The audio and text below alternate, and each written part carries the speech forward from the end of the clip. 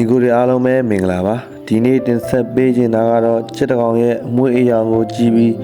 ရေဘူးရအပြင်ဘယ်အမွှေးအယောင်ကတော့ဘာတွေကောင်းတယ်ဘာတွေအားနည်းချက်ရှိရဆိုတာကိုသိရှိနိုင်ရန်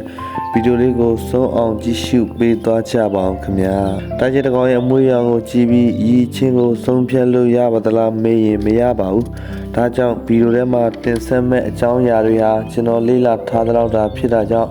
ဒီကိုတို့နဲ့သဘောထားကွဲလွဲနိုင်ပါတယ်ကွဲလွဲနေတဲ့ချက်တွေကိုလည်းကွန်မန့်မှာဝင်ရောက်ဆွေးနွေးသွားနိုင်ပါတယ်တာရင်နဲ့ပတ်သက်တဲ့အကြောင်းအရာတွေကိုမေးမြန်းလို့ဆိုရင်ဘိုင်ဘာနံပါတ်39939336မှာလည်းလာရောက်မေးမြန်းနိုင်ပါတယ်ဒါဆိုဗီဒီယိုလေးကိုစလိုက်ကြရအောင်နံပါတ်1အနက်တို့မဟုတ်အမဲရောင်ချက်တွေဟာခန္ဓာရကောင်းပြီးချက်သေးလဲကောင်းကြပါတယ်တက်လုံးအထူးကောင်းမွန်ပြီးရေရှည်ခွန်းနိုင်စွာရှိကြပါတယ်ဒါပေမဲ့ချက်မဲတွေဟာချက်ခွန်းနှေးလေးရှိပြီးမြန်မြန်ဆန်ဆန်နဲ့ပွဲသိမ်းနိုင်တဲ့အရည်ချင်းမရှိကြပါဘူး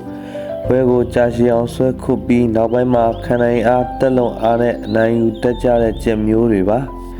နံပါတ်2အနီတို့မို့အနီညို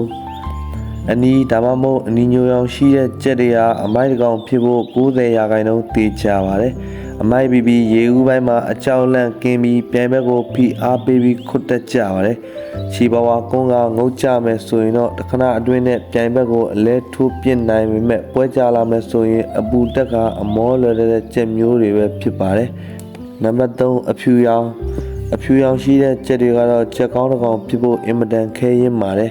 အဖြူရောင်ဆိုတဲ့နေရာမှာကြံလို့ခေါ်တဲ့ကြံဖြူရောင်ရှိတဲ့ချက်တွေရဲ့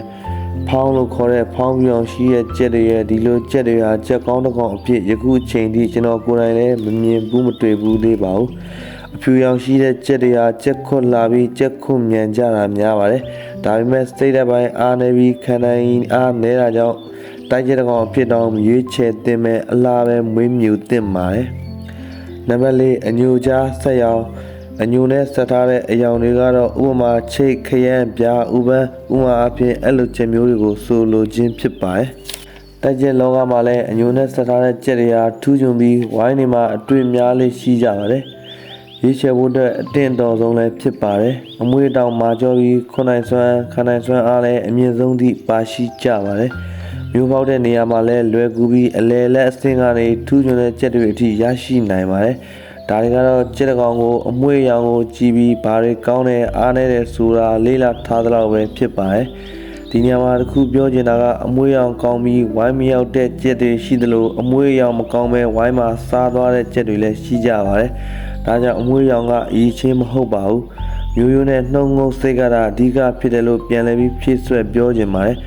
ခုညီကိုတို့ကန်ရတဲ့ချက်ကရောဘာအယောင်လဲဆိုတာကိုမမှာမှန်သွားခဲ့ကြပါအောင်ကြည့်ရှုပေးသူညီကိုများအားလုံးချက်ကောင်းများပိုင်ဆိုင်နိုင်ကြပါလိမ့်လို့ဆုမကောင်းတောင်းပေးလိုက်ရပါတယ်ခင်ဗျာ